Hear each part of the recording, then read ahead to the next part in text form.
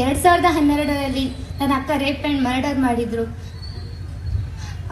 ಆಮೇಲೆ ನನ್ನ ಅಕ್ಕಕ್ಕಿಂತ ಮುಂಚೆ ಎಷ್ಟೋ ಜನ ಹೆಣ್ಮಕ್ಳನ್ನ ಕೊಂದು ತಿಂದಿದ್ದಾರೆ ಅವರು. ಆದರೆ ಯಾರೂ ಮುಂದೆ ಬಂದಿಲ್ಲ. ಎಷ್ಟೋ ಜನ ಬಂದಿದ್ರು, ಆದರೆ ಅವರನ್ನೆಲ್ಲ ತೇಜೋವಧೆ ಮಾಡುವಂಥದ್ದು ಅಥವಾ ಕೇಸ್ ಹಾಕಿ ಹೊರಗಡೆ ಆಗುವಂಥದ್ದು ಆ ಥರ ಎಲ್ಲ ಮಾಡ್ತಾ ಇದ್ರು.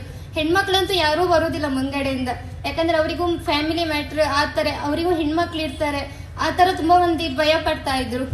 ಆದರೆ ನನ್ನ ಅಕ್ಕನ ಮರ್ಡರ್ ಆದ್ಮೇಲೆ ನಾವಂತೂ ಹಿಂಜರ್ದೇ ಇಲ್ಲ. ನಮಗೂ ಕೊಲೆ ಬೆದರಿಕೆ ಎಷ್ಟೋ ತುಂಬ ಬಂದಿದೆ, ಆದರೆ ನಾವು ಹಿಂಜರಿಯಲ್ಲ. ಯಾಕಂದ್ರೆ ನನ್ನ ಅಕ್ಕನಿಗಾದಂಥ ನೋವು ಇನ್ನು ಯಾವುದೇ ಕಾರಣಕ್ಕೂ ಯಾವ ಹೆಣ್ಮಕ್ಳಿಗೆ ಆಗಬಾರ್ದು. ನನ್ನೂರಲ್ಲಂತೂ ಆಗೋಕ್ಕೆ ನಾವು ಯಾರೂ ಬಿಡೋದು ಇಲ್ಲ. ಇನ್ನು ನನ್ನ ಅಕ್ಕನ ಆದ ನಂತರ ನಿಜವಾಗ್ಲೂ ಒಂದು ಘಟನೆನೂ ನಡೆದಿಲ್ಲ, ಅಲ್ಲಿ ಒಂದು ಬಾಡಿನೂ ಅಲ್ಲಿ ಸಿಕ್ಕಿಲ್ಲ ಹೆಣ್ಮಕ್ಳದ್ದು. ಅದೇ ನಮಗೆ ದೊಡ್ಡ ನ್ಯಾಯ ಸಿಕ್ಕಾಗಿದೆ. ಅಲ್ಲಿ ಎಷ್ಟೋ ಹೆಣ್ಮಕ್ಳು ಸ್ವತಂತ್ರವಾಗಿ ಓಡಾಡ್ತಾ ಇದ್ದಾರೆ ಅಲ್ಲಿ. ಅದೇ ಸಾಕಲ್ಲ ನಮಗೆ ನ್ಯಾಯ ಸಿಕ್ಕಿರೋದು. ನನ್ನ ಅಕ್ಕನಿಗೆ ನ್ಯಾಯ ಲೇಟಾಗಿ ಸಿಗ್ಬೋದು, ಅದೇ ಖಂಡಿತ ಸಿಕ್ಕೇ ಸಿಗುತ್ತೆ ಅನ್ನೋಂಥದ್ದು ನಾವು ತುಂಬ ಭರವಸೆ ಇದೆ. ಅದೇ ಇಲ್ಲಿ ಎಲ್ಲ ತಾಯಂದಿರು ಅಕ್ಕಂದಿರೆಲ್ಲ ಸೇರಿದಿರಲ್ಲ, ಅದೇ ನಮಗೆ ದೊಡ್ಡ ಬಲವಾಗಿ ಸಿಕ್ಕಿದೆ.